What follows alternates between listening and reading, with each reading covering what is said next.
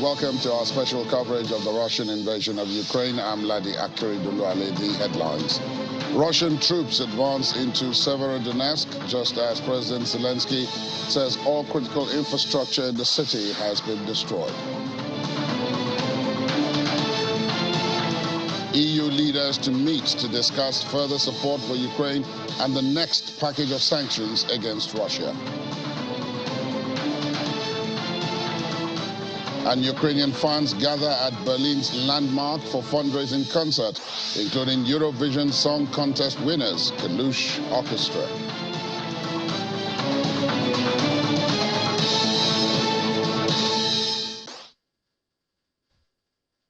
We begin this morning with news from the governor of the Luhansk region, Serhiy Haidai, on what is going on in the city of Severodonetsk, which is facing an assault from Russian forces.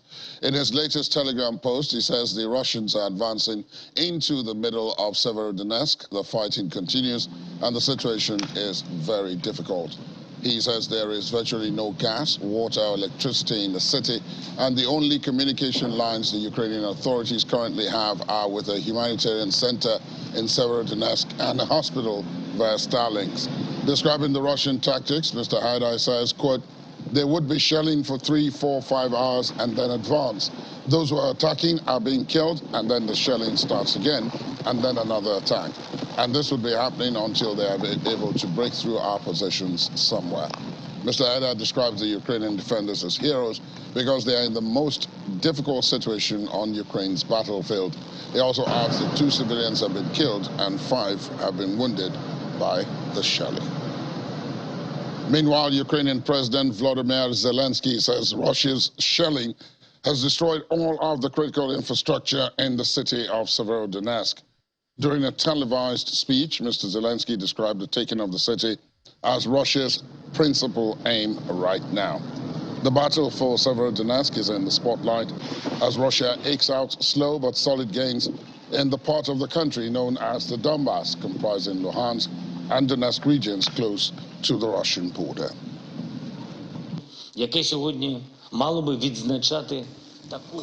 Russia approached it too closely to have the Town's Day celebrations. It accumulated too strong a force on our Donbass. It has prepared too well to advance there. It thinks it was highly symbolic that the Russian military started the attempt to capture Severodonetsk by getting into a hotel named Peace there. Peace is indeed the primary target for Russia. By taking peace from us in 2014, occupiers want to grab all the rest from us. Literally everything. They want to deprive us of freedom, buildings and life. In the aftermath of Russian strikes on Severodonetsk, all the town's critical infrastructure was destroyed. 90% of buildings are damaged.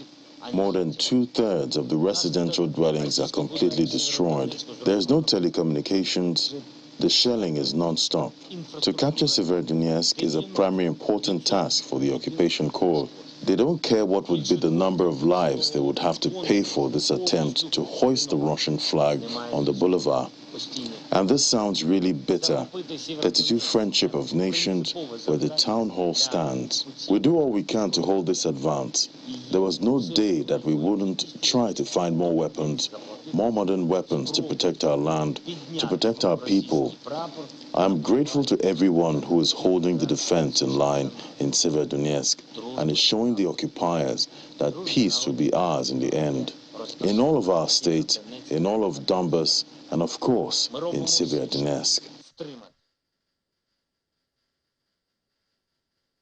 The French Foreign Affairs Ministry has said its Foreign Affairs Minister, Catherine Colonna, will meet Ukraine's president in Kiev later today to express France's solidarity with Ukraine and offer more support for the country. But Colonna's trip to Ukraine comes amidst criticisms from some diplomats and political analysts that France is not doing enough to support Ukraine in its fight with Russia. Turkish President Recep Tayyip Erdogan has said that talks last week with Sweden and Finland regarding their NATO membership did not happen at the desired level. Mr. Erdogan told journalists on the plane after his flight from Azerbaijan to Turkey. He says that Turkey will not allow, quote, terrorism-supporting countries to enter NATO. Sweden and Finland have expressed earlier their condemnation of terrorism, but Mr. Erdogan believes that they are not sincere or honest enough. Earlier, Ibrahim Kalin, the spokesman for Mr. Erdogan, said after meeting with Swedish and Finnish delegations that Turkey is, quote, not under time pressure to solve this issue until the summit. Meanwhile, the Turkish government said Mr. Erdogan will hold separate phone calls with his Russian and Ukrainian counterparts today to encourage the parties to maintain channels of dialogue and diplomacy to bring peace to Ukraine. Ukrainian servicemen patrolled trenches in the frontline Donetsk region as the fight of Russian attempts to capture more land in the eastern part of Ukraine. Dmytro, a former English teacher, said his biggest fear today was being told to, quote, stop fighting. Russia has said it used missile strikes to destroy Ukrainian command posts in Bakhmut and Soledar. Both towns are on an important road running southwest from Lysychansk and Severodonetsk. You know now what I'm most afraid of. Now that the fighting is so intense, so tough, that will be told. That's it. Stop it. We have a ceasefire. Such things happened already in our history, and I'm afraid that this could happen now when the situation is very tough for the country that will be told that we have a ceasefire and we negotiate. Negotiated settlement can only happen on Ukrainian terms. And at present, if it happened, it would be horror. It would be the end of the president's career and of them all. Because people went to defend Ukraine, not for Zelensky, but for Ukraine. And if we're now told that's it, we have a ceasefire, we negotiate peace terms, it will be very bad and it would dishearten patriots. All those patriotic may not be all, but the majority of them, and they will become disillusioned.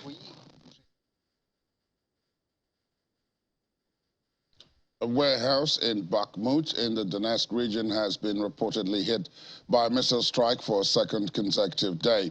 No casualties were reported by authorities, but rubble was seen strewn across the street in front of the severely damaged warehouse. Local officials claim the warehouse was used to produce construction material.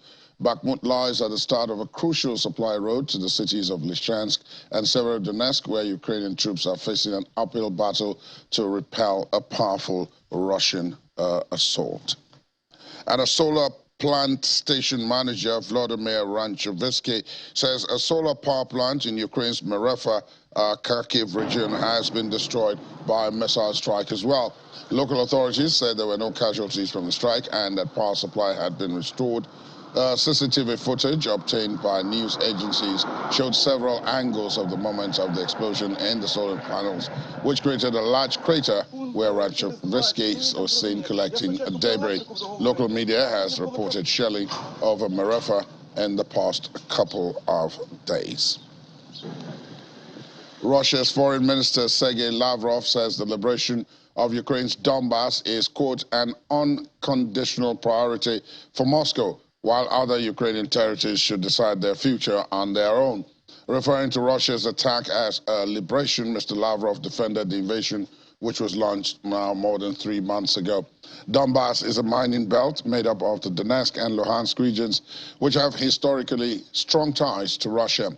For the rest of the territories in Ukraine, according to Mr. Lavrov, the people should decide their future in these areas. And state news agency TASS has reported that Moscow is reviewing the terms of its agreements with the United States in the fields of scientific and educational cooperation with a view to terminating or suspending them. According to TASS, Russia's first deputy chairman of the State Duma Committee on International Affairs, Svetlana Zhirova, says the committee will consider all international treaties and analyze whether Russia's participation in various joint organizations is feasible. Sergei Sekov, a member of the Federation Council Committee on International Affairs, says Russia is extremely likely to withdraw from other organizations, such as the Organization for Security and Cooperation in Europe. Let's talk now to Chidi Wano, security expert and consultant, who joins us virtually from the capital of the United Kingdom, London. Good morning to you, Chidi. Thank you so much for your time, as always, today. Morning. Thank you for having me. Quite a lot is happening on several fronts. Russia is making advances in Luhansk and Donetsk in spite of the determined opposition of the Ukrainians. The Turks are preventing the Finns and the Swedes from joining NATO. And then you have, on the other hand, President Erdogan asking the Ukrainians and the Russians to keep discussion channels open. The EU, meanwhile, is considering a sixth package of sanctions, but Hungary and Italy are standing in the way because of what they perceive will be the very harmful effect of such sanctions, which should include an oil and gas embargo against Russia to their economies. Let's unpack them one by one. Let's start with the Turks' opposition to the Swedes and the Finns joining NATO. It seems, though, that there is something to that. The others were looking at it as a bargaining chip, but Mr. Erdogan is digging in. Yeah, so I mean, Turkey has always acted as the spoiler, or as the kind of the naughty baby of NATO. So they will. It's expected that Turkey will come up will try and exploit this to the best of their advantage. Now, the complaints about the Scandinavian countries having PKK or Kurdish elements there is not new. This is something that they've raised quite a few times in the past, but this is the first time they've actually had any form of leverage in order to get what they want. So it's expected that Erdogan will make the most of this and will try and exploit as much as he can this situation to get some concessions. Now, the Scandinavians are very unlikely to completely expel them, but there will have to be some movement towards meeting the Turks halfway. So it might be closing down offices, expelling certain people, or putting limitations on certain activities. But both sides will meet somewhere in the middle. It will most likely be more in Turkey's favor because they have a stronger hand. NATO can't afford for this to drag on. They can't afford for there to be a massive public spat. So there'll be a lot of interventions from different points of view. I mean, even if you speak to the Turks themselves, this stipulation seems to have come directly from Erdogan himself, rather than it being a formulated policy with the foreign ministry and all other organs of government. So it is very much likely that Erdogan is using this as part of his personal kind of foreign policy agenda. And when you put into account kind of Turkey's offers and overtures towards the Mariupol siege, how they were trying to insert themselves into that situation, and also their status as the custodians of the Black Sea. You see that Turkey is very important for Turkey to continue this line of making sure every party in this conflict is somehow, the word I'll say is kind of somewhat dependent on them, or they have leverage over every party, because at the end of the day, they will then emerge as the kingmakers, and then they'll be able to extract concessions from every other party. So the Turkish question is very interesting and very important, but I don't expect it to be a significant impediment to the ascension of Sweden and Finland. Let's come to the EU itself and the next package of sanctions, which they're supposed to be meeting about today. Last week and in the week before, Hungary was seen to be the main opposition to the really big elephant in the room for those sixth round of sanctions, which is the oil and gas embargo on Russia. But they've since been joined by Italy in that corner.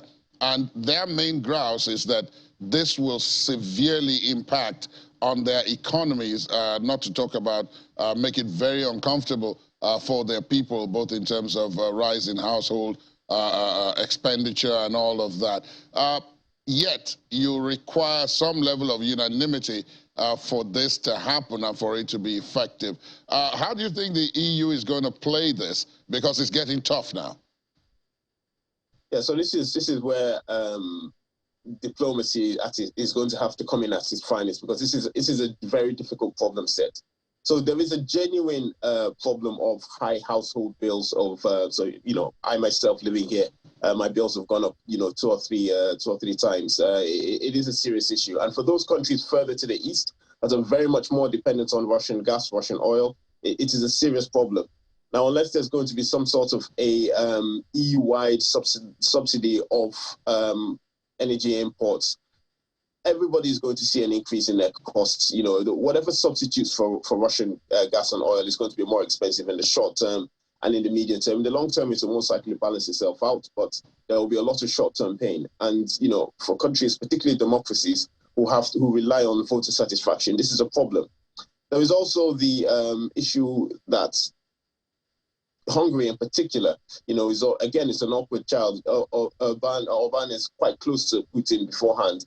So this is his way of hedging his bets, making sure that he still has, his road into Putin, but at the same time still remains within the EU fold. Italy is a slightly more complicated problem set. Again, there's a lot of economic issues, but their industry, particularly in the north, depends very much on Russian gas. So taking that away without anything to substitute increases Italy's, almost perennial economic problems. But also, it increases their internal political problems, because there is a north-south dynamic in Italy, and the northern industrialists, hold a lot of power.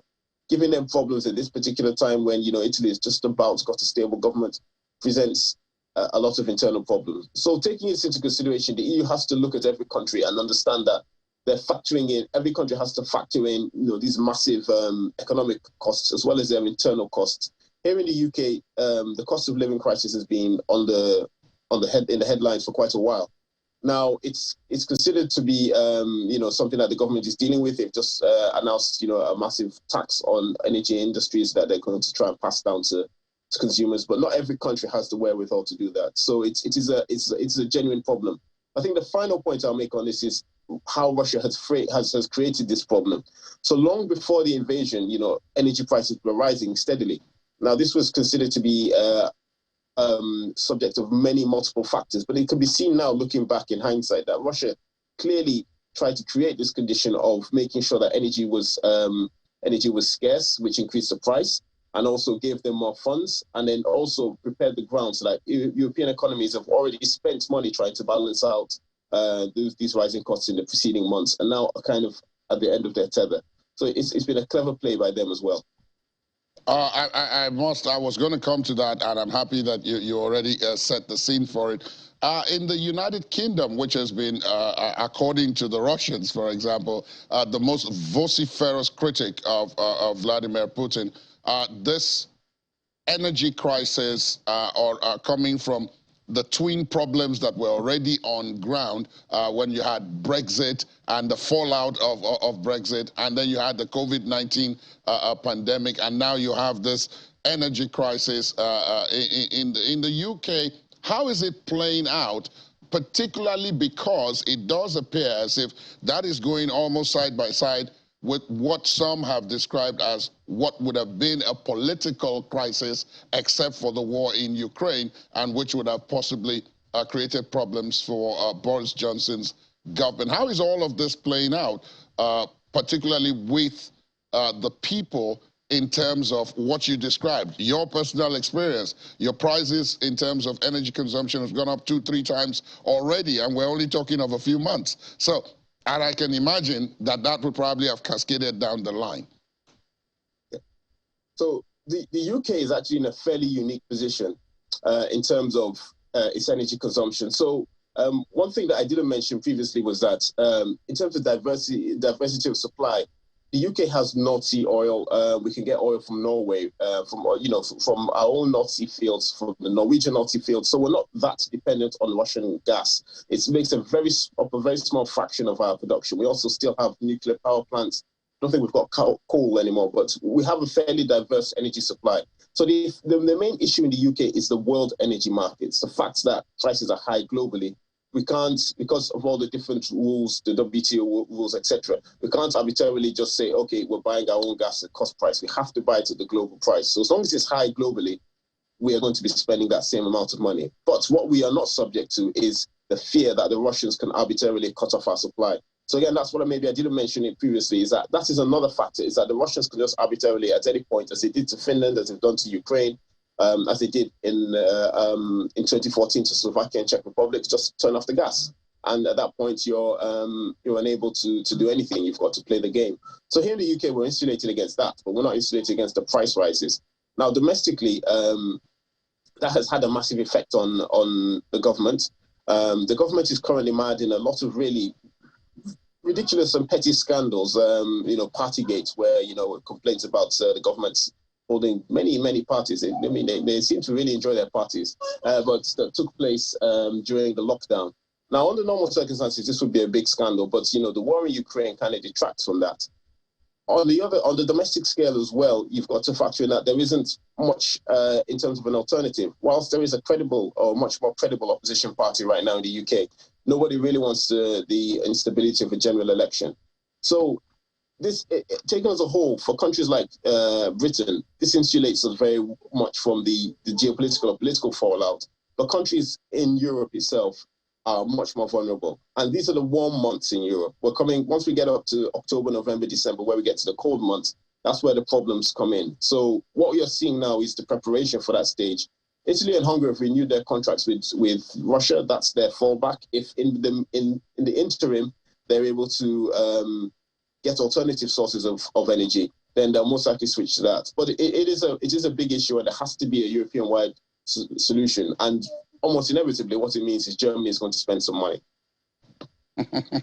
Indeed, hideously complicated, Chidi. Thank you so much for your time. I'm happy to know that you won't be suffering the vagaries of the weather during this time, even if the war in Ukraine does continue. For that, I'm quite happy. Thank you so much for your time this morning.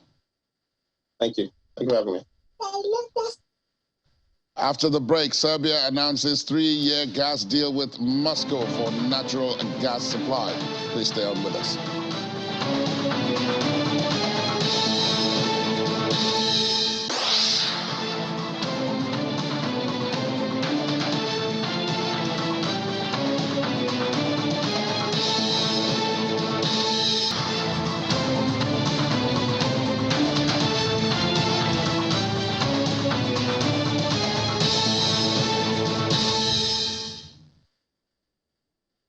Welcome back. Thanks for staying tuned. 8 projects across sub-Saharan Africa are threatened by the fallout from the war in Ukraine, potentially putting millions of lives at risk. Humanitarian agencies already struggling with widespread price increases during the COVID-19 pandemic say the crisis in Europe has made things worse. Even the cost of life-saving therapeutic foods for malnourished children has spiked. UNICEF's regional director, Rania Dagesh, says the fundamental issue in Somalia is drought, but that the Ukraine crisis had significantly hiked prices of resources. Compounding the problem, some donors have diverted state aid from Africa's worst-hit countries to help support more than 6 million refugees who have fled the fighting in Ukraine. Commodity prices have almost doubled in Somalia, and in some parts 93% high. The humanitarian appeal for Somalia is only 15% funded. So what we need now is money. We need the cash to avert the risk of famine. The fundamental issue in Somalia and in the Horn at the moment is a climate-induced crisis, right? It's drought. But where the effects of the Ukraine crisis come in is that the food prices and fuel prices and others are hiked up to a point where we need more resources to secure what we would have secured before. We need a lot more.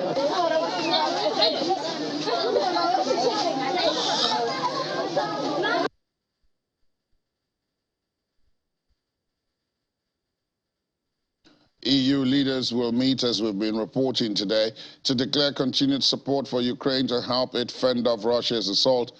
But the talks will be overshadowed by their failure to agree on a new sanctions package against Moscow. News agency Reuters reports that the most tangible of those decisions will be the leaders' political backing for a €9 billion package of EU loans with a small grants component to cover part of the interest so that Ukraine can keep its government going and pay wages for about 2 months. But even there, the decision will be only made later after the European Commission makes a proposal on how to raise the money.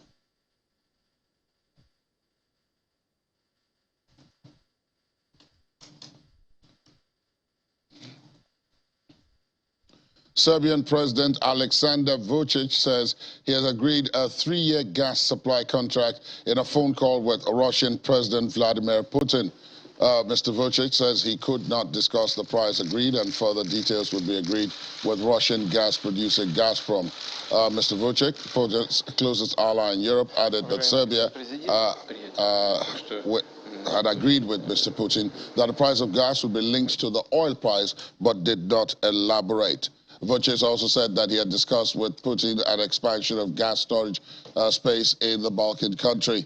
Serbia, which aims to join the European Union, has come under pressure recently from Western countries to align its foreign policy with the bloc and impose sanctions on Russia. Joseph Borrell, EU's foreign policy chief, says EU members should be able to reach an agreement on a new sanctions package against Russia, including imposing restrictions on Russian oil imports during talks held with officials. He said that the bloc will still be able to offer to the heads of member states an agreement. Asked if plans to include a ban to import Russian oil could fail over the resistance from Hungary and other Eastern European states, he did say there would be an agreement at the end.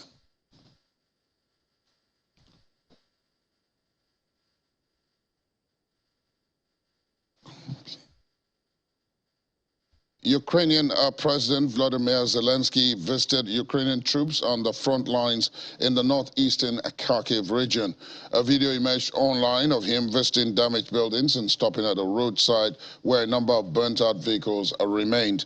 The visit is the first official appearance he has made outside the Kiev region since the start of the Russian invasion on February the 24th. Here's more on the situation in this report.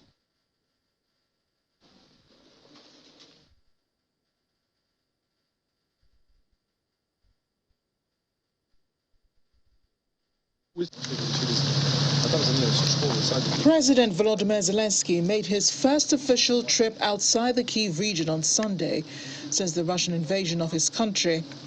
His mission was to encourage those on the front line of the war in Kharkiv, 30% of which has been occupied by Russia since the invasion.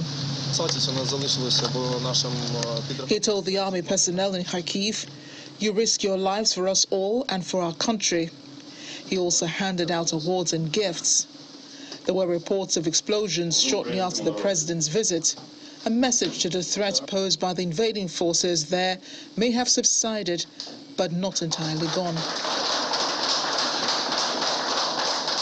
Russia announced on Saturday it had taken complete control of the town of Lyman in the Donetsk region, a move not yet confirmed by the Ukrainians. Russia and Ukraine troops have been fighting for Lyman for several days amid Russia's ongoing special military operation in Ukraine since February 24. A daily update by the Russian Defense Ministry says it gained full control of the town, a pivotal railway hub with a joint effort of Russian forces and pro-Russia fighters in Donetsk. The Russian military also says it has destroyed 2 Ukrainian command posts in Bakhmut and Soledar with high-precision air-launched missiles. Russian air defense systems also shot down 1 Ukrainian Mi-8 helicopter and 2 Ukrainian Su-25 aircrafts. President Zelensky says the situation in the east of the country is indescribably difficult as Russia intensifies its offensive. He says Ukraine is working to boost weapon supplies and is approaching the point where it would outnumber the Russians, both technologically and in terms of its ability to strike. Ukraine's defense minister says the country has started receiving Harpoon anti-ship missiles from Denmark, arms that will bolster forces fighting Russia's invasion.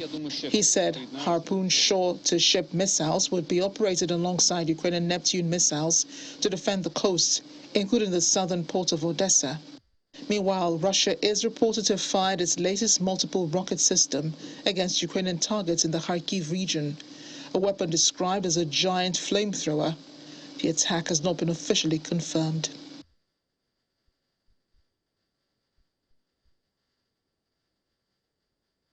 Quick update from Ukraine, where we're entering our 4th month.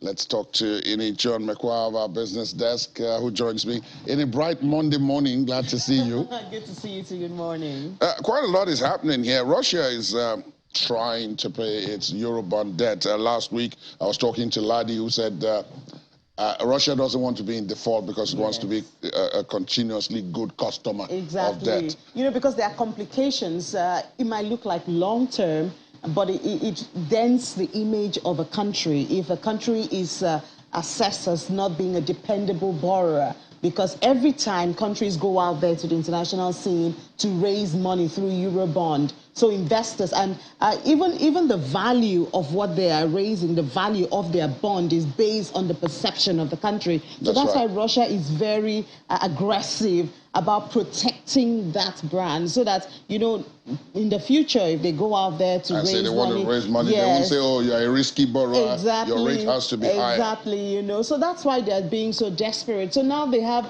a new invention. You know, we've been talking about the ingenuity of the Central Bank of Russia. They seem to be showing themselves. So this one now, they're asking investors to open accounts with Russian banks, you know, either in rubles or in hard currency, and then they will pay the money directly, because as at Friday, they're supposed to have paid investors interest on the bond about $100 million, and they were not able to do it there, you know, because I'm sure because the waiver they had been previously using expired on the 25th. That was on Wednesday. I know you yourself and Ladi talked about that as well. You know, and the U.S. does not want to renew that, but Russia is now looking at this other way of investors opening an account. They are not compelled to open an account in rubles. They can open in rubles, but they can also open in hard currency. With that, then the Russian government, you know, because they're still making money. They're still making money from oil. They're still making money from wheat, you know, and gas and all kinds of things. Yes. You know, and a whole lot of things. Incidentally, Nigeria announced on Friday that they're going to be getting wheat from Russia. Indeed. We did make that announcement. Yes.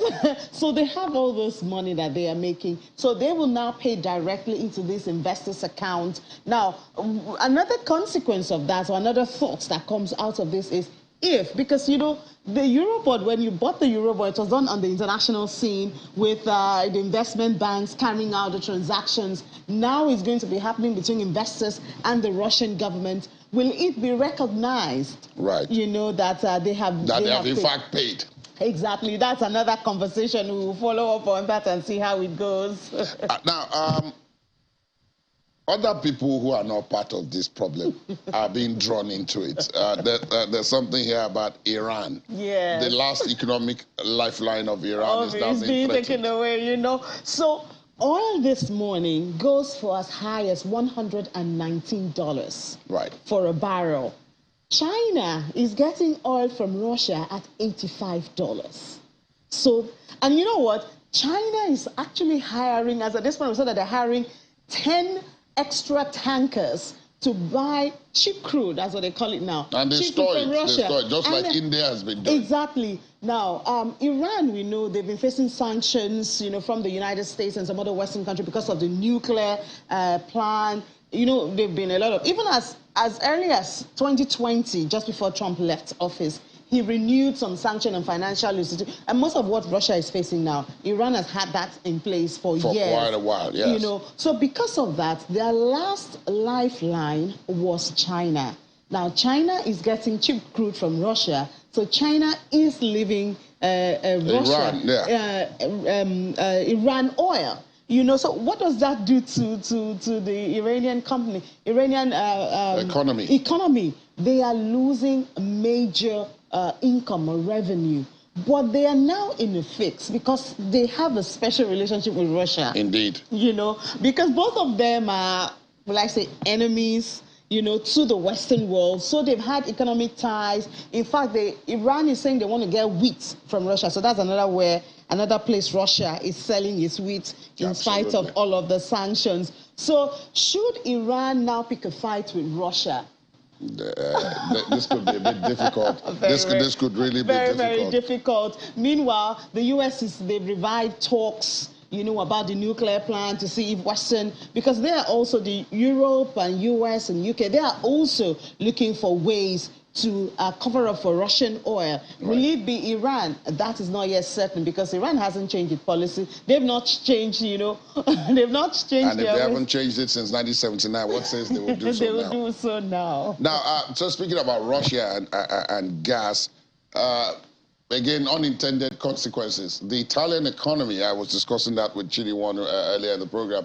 The the Italian economy may also suffer if this oil and gas embargo the EU is thinking about happens. Yes, you know, they're meeting today, and Hungary, of course, they've come out to say they are not in support, even with the promise, you know, that they're going to get supplies from elsewhere. Now, for Italy, they get 40% of their gas from Russia. And they've said that even if they get alternative supplies, their GDP will drop. If they cut off gas from Russian gas from June, which is just in a couple of days, their economy will drop by 2%. Their GDP will drop by 2%. And there seems to be no alternative, you know, to cover up from that. So they're a large consumer and a major player in the EU, you know, so it's a difficult thing for them. Also, they don't want to support the war by funding it indirectly, but then what do? Yeah, they don't also want the economy to collapse. Exactly. Because Italy already has plenty of economic difficulties. Plenty of it. A lot of European countries, especially the smaller ones, right, you know, they're facing a lot of constraints. I know a lot of times when we discuss on Business Incorporated with our colleagues in Berlin, they tell us that, you know, because it's a bloc, but the economies are not growing at the same pace. Right. They don't have the same resources. They are not equally developed. So it's really difficult for them. And that's why you see a country like Hungary taking its stance to say, look, you're a big country. You can look for alternative. We don't have where to go. We still need this thing. So what do we do about this? A really practical problem. Before I let you go, of course, the G7, which is the 7 largest economies in the world, are committing to decarbonizing electricity by 2035. Another ambitious target, because 2025 is... what, 10 years, just over 10 years from now? You know, we have COP26, COP27 is coming. We have Britain talking a lot about cutting off the use of coal. We've had it for years and for decades, and we haven't seen maybe a developed enough alternative for these countries to do that. The G7 contributes 80% of the gas that, when we're talking about climate change and global, of course, you know, the emissions and all of that. Exactly, 80% of it. So when they say this, and this is coming because everyone is saying, oh, if we were not depending so much on gas or oil, we could have cut off from Russia. From Russia easily. So let's do clean energy. We know countries like Sweden are doing a lot of hydrogen, clean energy and all of that. But these things take a lot of time to develop. And they've been, especially coal. Not to talk about the money. Yes. They've been intertwined into the development of the countries and economies for centuries. So it's not something they can just wake up and cut off. So that's why when the Western world, when we do COP27, which is in Egypt in a couple of months, and they say, oh, African countries should cut off from fossil fuel and all of that, we're like, come on, big brothers, you haven't done it. They haven't actually done their part of the deal, even with Africa. Even with Africa, exactly. South Africa has been very ambitious about it, but I mean, they had to go back to coal. That was late last year. Yeah, because they ran ahead and then discovered nobody was following. So these are some of the realities. This is extremely complicated. Yes, it is. And when you start things like this, you never know which way it will go. Yeah. Ini, of course, is an expert on this, as expected. So we'll have more updates. You'll unpack more and more of this on the business programs later on in the day, 10 o'clock right after this show, and then at 1:30. But for now, thank you, Ini. Thank you so much for having me. Let us see if we can now speak to Dr. Michael Ogu, Senior Lecturer at the Department of Political Science and Public Administration in Babcock University, who joins us virtually. Good morning, Dr. Ogu. Thank you for your time. Yeah, good morning, Ladi. Thank you so much for having me. There's so much now happening, but most of it is not happening on the battlefield where we're talking about the war. So many people who are not part of the war are being drawn in one way or the other, directly or indirectly. Do you think perhaps this gives us some motivation, because many people who are not part of it and who were not part of it to start off with are now being drawn in. Is there a motivation now to address this matter and bring about a peaceful resolution of it? Yeah, thank you very much for the question. I think that right from the very beginning, there has been that motivation to end the conflict as quickly as possible, because at the very beginning of the conflict, there were permutations that if it lingered, there will be more consequences, and that's what we are seeing now, that the war is dragging, or the invasion is dragging rather, and we're seeing that it's affecting a lot more territories. It is expanding beyond just Eastern Europe, and so perhaps there are other actors who are feeling the pinch now of the invasion, and so there's this renewed call for ceasefire, for truce and all of that, which of course is what we are seeing happening now with Hungary and Italy and all these other actors who are coming in to say, oh, let's see how to resolve this as quickly as possible. Stay with me, Dr. Ogu. We're due for a break at this point. Please stay with me, because when we come back, we'll be trying to examine some more of the other issues with you. But stay with us also, our viewers. UEFA is to keep Belarus and Ukraine apart in competition draws. We'll tell you more about that after the break. Please stay on this.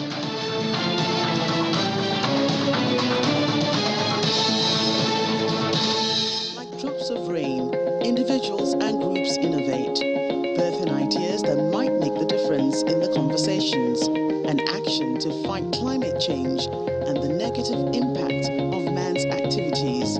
Innovative thinking from Africa and Europe to save our planet, to light up our cities without tearing apart the ozone, making progress safe and sustainable.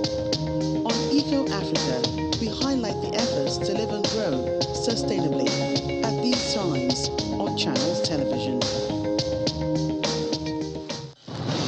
Millions of people living together in one community, working together in the same trade. We go into their midst, find out how they live and work. Oh my goodness, food business is not an easy business. I spent more than 35 years for this community. We tell these stories and how to survive in this economy.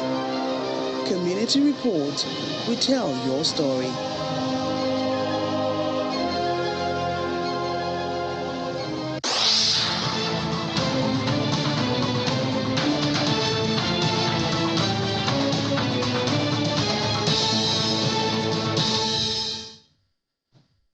Thanks for staying tuned. Welcome back. As we promised, Dr. Michael Ogu, Senior Lecturer, Department of Political Science and Public Administration at Babcock University in Ogun State, is still with us. Dr. Ogu, let's look at some of the other situations as they are unfolding now. Some had predicted it in the past when this started more than 3 months ago, that the unanimity of opinion and purpose that the EU in particular showed at the start of this crisis was not likely to last, and that possibly that was what the Russians were counting on and which the Ukrainians dreaded. From everything you've heard so far, is that your view as well? Well, not exactly. I think that there's still that resolve, in Europe to continue to sustain to continue to sustain and support the Ukrainian side in this invasion, which of course you have talked about the 6th package of sanctions that is just about to be provided for Ukraine. So I don't think that the EU is getting discouraged. I don't think so, especially because of the implications that the implications that pulling out will have on the European continent. Of course, if the EU pulls out and Russia is allowed to win this invasion, then of course it has multiple implications or consequences, which with the European Union and the free world, would not want to play with. So I don't think that that there's some kind of demotivation or, but rather I think that there's much more renewed support.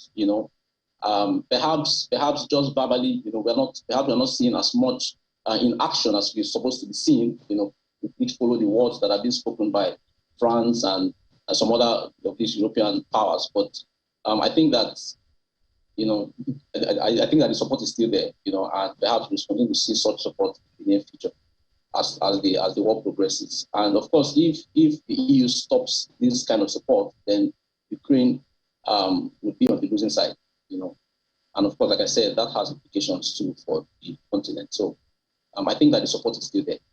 There's politics in all of this, of course, and when we're talking about unanimity of purpose, I also extend it to NATO now. The European countries that are in NATO have encouraged Sweden and Finland to apply.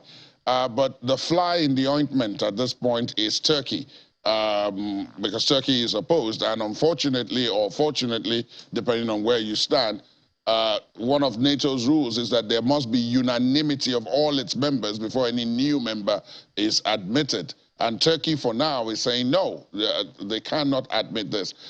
They cannot admit Finland or Sweden. How do you see this playing out? Yeah, well, so I was listening to your conversation earlier with Chidi, and I think he did quite justice to that question.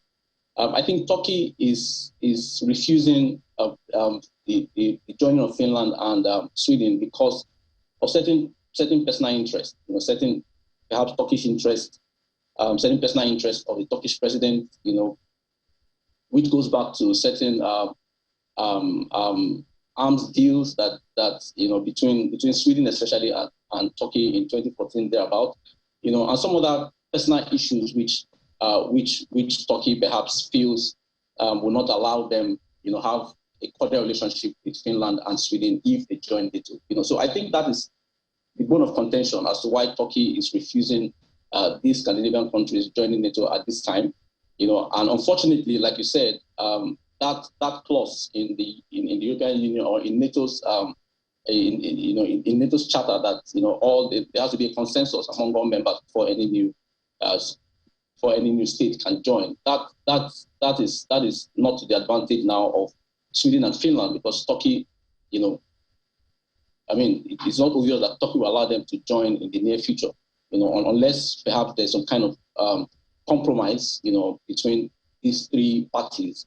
But I think that it is more fueled by certain personal, perhaps foreign policy interests that Turkey, would not allow or that would not be in the interest of Turkey if these countries join at this time. So you think that at some point, do you think that at some point, therefore, if they are offered enough quote-unquote carrots, they will probably step back and agree with the rest of NATO that these two countries can join? Yes, I think that, yes. If perhaps the Swedish and the Finnish, if Swedish and the Finnish leaders could reach a compromise with Turkey, I think that Turkey will step up, because it is not necessarily, it's not necessarily within the purview of NATO that Turkey is seeing this. I think that Turkey has more personal interest, like I've said, in their refusing Finland and Sweden to join, because it is in the interest of these countries that they join NATO, especially at this time, and considering all the various reasons that they have put forward, which is motivating them to join. So it is in their interest that they join, So I think that if they offer carrots to Turkey, like you have mentioned, I think Turkey will step back and allow them to complete the process of joining NATO. Indeed, so much to look forward to, and so much to take a look at as the events unfold. Dr. Michael Ogu, thank you for your time this morning. We'll be getting back to you, of course, as time goes on and as things unfold for more of your expert analysis. Thank you for your time this morning. Thank you for having me. Let's take a look at some of the sports news emanating from this conflict. UEFA has decided that teams from Belarus and Ukraine will be kept apart in the draws for any future UEFA competitions. Unlike Russia, Belarus has not been banned from European competition by UEFA, despite having provided access to its territory for Russia to help with the Ukrainian invasion. Belarus has not been completely without sanction, though, with UEFA having previously ruled that no UEFA competition fixture can be played place in Belarus until further notice, and that no spectators can attend matches where Belarusian teams are hosts. The decision by the UEFA Executive Committee to keep Belarus and Ukraine apart is with immediate effect. In the National Hockey League, that's the NHL, Russian players have continued to receive support from fans. At Madison Square Garden, fans chanted goaltender Igor Shesterkin's name in the final moments as the New York Rangers grabbed a 5-2 victory to force a Game 7 in the second round series of the Stanley Cup. While their countrymen in sports from football to tennis have been banned from competitions, Russians in the NHL have played on. A total of 56 Russians skated in the NHL during the regular season, roughly 5% of the total number of players, with 29 taking part in the playoffs, just under 8%. The NHL never seriously considered a ban like Wimbledon made on players from Russia and Belarus. It released a statement condemning the war, ended business operations and partnerships in Russia. Russians have accounted for 41 goals of the total scored in the playoffs and 21 of 71 wins amongst goalies so far. A senior pro-Russian official in the occupied Ukrainian region of Kherson says that nearby fighting could affect the timing of its formal bid to join Russia, and a decision was likely, quote, towards next year. Kirill Stremusov, deputy head of the Russian-backed Kherson Military Civilian Administration, also said in a video call that the process might involve a referendum, backtracking on previous comments that none would be needed. Earlier, Stremusov told Russian state media that Kherson, just north of Crimea, and the only regional capital that Russia has captured in more than 3 months of fighting in Ukraine, would ask President Vladimir Putin to incorporate it into Russia by the end of 2022. A branch of Ukraine's Orthodox Church that remained loyal to Moscow after a 2019 schism has said it will break with the Russian Church over the country's invasion of Ukraine. Churchgoers in Kiev said they accepted the split but were concerned about unity amongst Orthodox believers in Ukraine. Orthodox worshipper Valentina hopes that this move will allow for one united Ukrainian church. Ukraine was given permission by the spiritual leader of Orthodox Christians worldwide to form a church independent of Moscow in 2019, largely ending centuries of religious ties between both countries. However, many parishes, especially in Ukraine's east, elected to remain loyal under the umbrella of the Ukrainian Orthodox Church Moscow Patriarchate. Following a meeting of its leadership, the church announced that it would declare its, quote, full independence from Russia. Ukrainian church is trying to be truly independent, is trying to break any connection with those who came to us with weapons, with missiles and so on, with those murders and killers, and with the Patriarch of Moscow, who said nothing to the head of Russia, to Putin, to stop this war, who blessed the soldiers, who support military forces of Russia, and you know, they're a Church of Martyrs and Church of Mothers. So Church of Martyrs should separate itself from the Church of Mothers. Again, unintended consequences. Hundreds of Ukrainian supporters gathered at Berlin's Brandenburg Gate for a charity event to raise money for medical supplies and care for the wounded. Recent Eurovision Song Contest winners Kalush Orchestra joined other Ukrainian bands in the German capital to help drum up support. Kalush Orchestra, the Ukrainian band which won this year's Eurovision Song Contest, have sold their trophy for $900,000 to raise money for the war in Ukraine. The crystal microphone was auctioned on Facebook with the aim of buying drones for Ukraine's military. Speaking at the concert, band member Oleg Kryshev appealed for people not to get used to the war.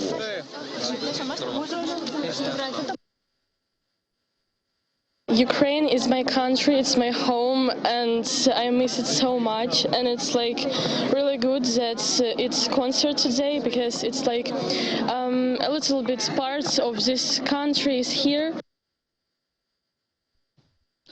And we end this show on that note. Thank you for being with us. My name is Gladi Akiri Duluale. There's an update at 5 o'clock during the course of the world today. Do join us for that. The show is back tomorrow at 9 a.m. Do go out there and have a good Monday and a pleasant week ahead.